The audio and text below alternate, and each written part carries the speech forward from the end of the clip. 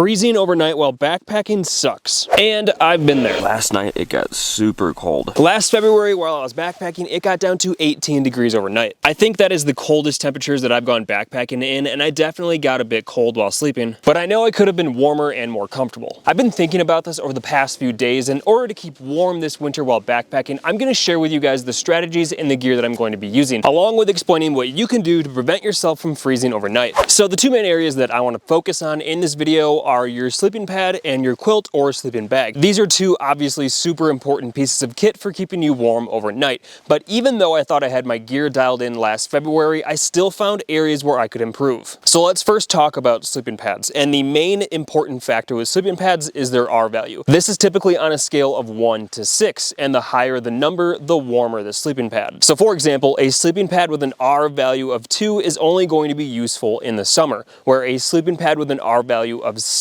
is going to be warm enough for winter use. The main sleeping pad that I use for colder weather is the Big Agnes Insulated AirCore Ultra, and they actually don't make this sleeping pad anymore. It has a nice insulated layer for keeping you warm. It's fairly quiet, and while not the smallest, it does pack down fairly small and comes in at a weight of 20 ounces. It also has an R value of 4.5, which is warm, but not quite warm enough for winter use. As for winter backpacking, you should have a sleeping pad with an R value of 5 or higher. When things get really cold, like below 0 degrees Fahrenheit, you should have a sleeping pad with an R value of 6 or higher. One of the main things that I noticed while trying to fall asleep last February was that there was definitely cold air coming up underneath me. This means that 4.5 R value was just too cold for those 18 degrees Fahrenheit temperatures, and that I need something warmer. But the interesting thing about R values that I don't think many people know is that it is actually stackable, meaning that if you put two sleeping pads on top of each other, you are effectively combining both of those R values. So when I was looking at all the gear that I have, I remember that I have this piece of closed cell foam that I normally use as a sit pad,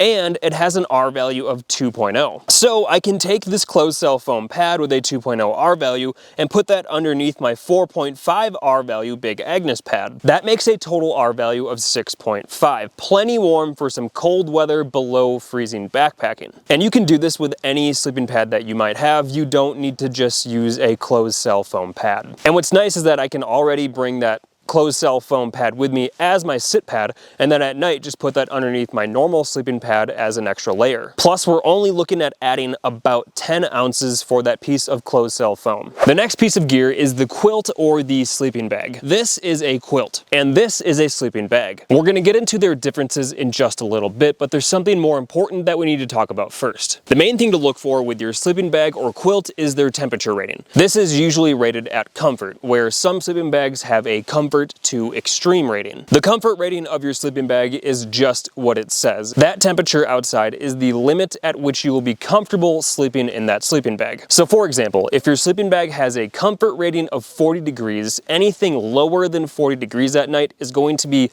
less than comfortable, but you should survive. Whereas the extreme rating is essentially as cold as it can get outdoors for you to survive in that sleeping bag. So if the extreme rating of your bag is 10 degrees, that means if it gets down to 10 degrees at night, you are going to have an absolutely miserable, freezing night, shivering through the entire night, but you should survive. You do not want to push it when it comes to temperature ratings, and I can personally attest to that. If you want to know what I'm talking about, just check out the video that is at the end of this one. So as a general rule of thumb, your sleeping bag should have a comfort rating that is about 20 degrees below what the temperatures are going to be overnight. So if it's going to get down to 50 degrees at night while you're backpacking, you should be sleeping in a sleeping bag that has a comfort rating down to 30 degrees. Okay, so back to the difference between sleeping bags and quilts. So the main difference between a sleeping bag and a quilt is pretty simple. A sleeping bag is a fully enclosed system where a quilt is actually open on one side. A sleeping bag most of the time will have a hood to cover your head, where a quilt does not have that. A quilt also sort of lays on top of you like a blanket,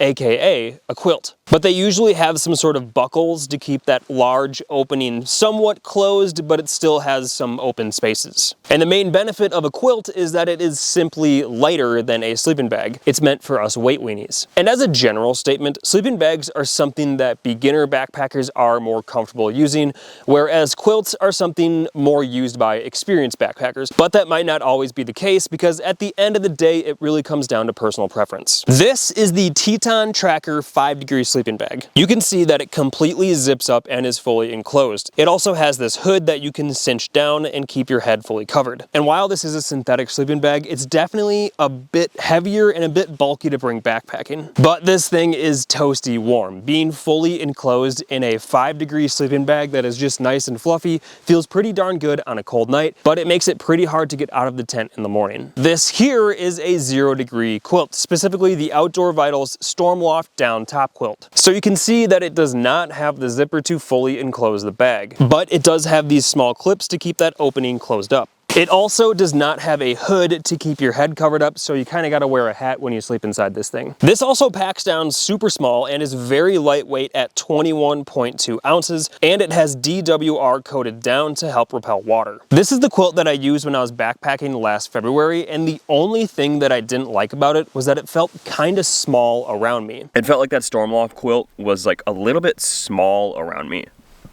I feel like it just needs to be a little bit wider around me. I felt really cramped, and I like to spread my arms out, and with the amount of layers that I had on, my arms kept on going numb like several times. I'm not a small guy, but I'm definitely not huge, so I don't really know why I got that feeling, but I'm going to use this again soon and see if that is still the case. But I will say that this quilt kept me nice and warm when it got down to 18 degrees overnight, but that's getting pretty close to that 0-degree comfort rating, and I wouldn't really want to push it lower than that 18 degrees. And the fact that the only area that I was feeling cold was from the cold air seeping up underneath me, so that shows me that my pad was more of the issue than the quilt. And that brings me to one more point in this video. Many newer people to backpacking will focus a lot of their research and their time and effort into getting the right sleeping bag and not really focusing on the pad.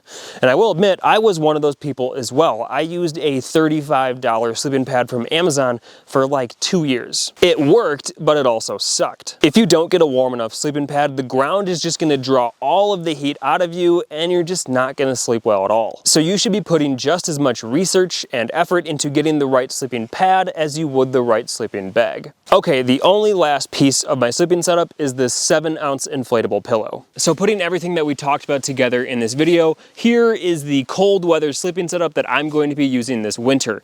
And for the record, I am going to get a longer piece of closed cell foam. This is the only one that I had on hand at the moment. Although I do think it'll be fine. So we've got the closed cell foam on the bottom, the big Agnes pad above that, the 0-degree sleeping quilt, and then also my pillow. It's a nice setup.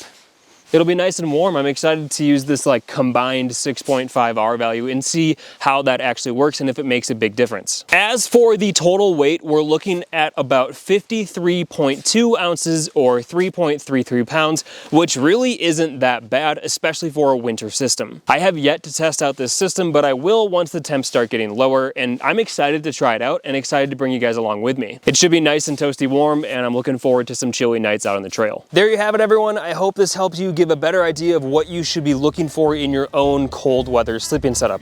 Let me know what you guys think of mine and if there's anything that you would change, and also let me know what gear you guys are using in your own sleeping setup. I'd love to see what you guys use. Thank you all for watching this video. I'll see you in my next one.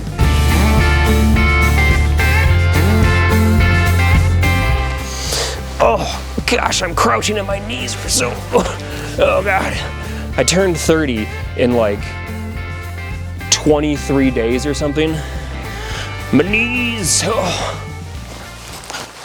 I turned 30 in like 23 days. What the heck?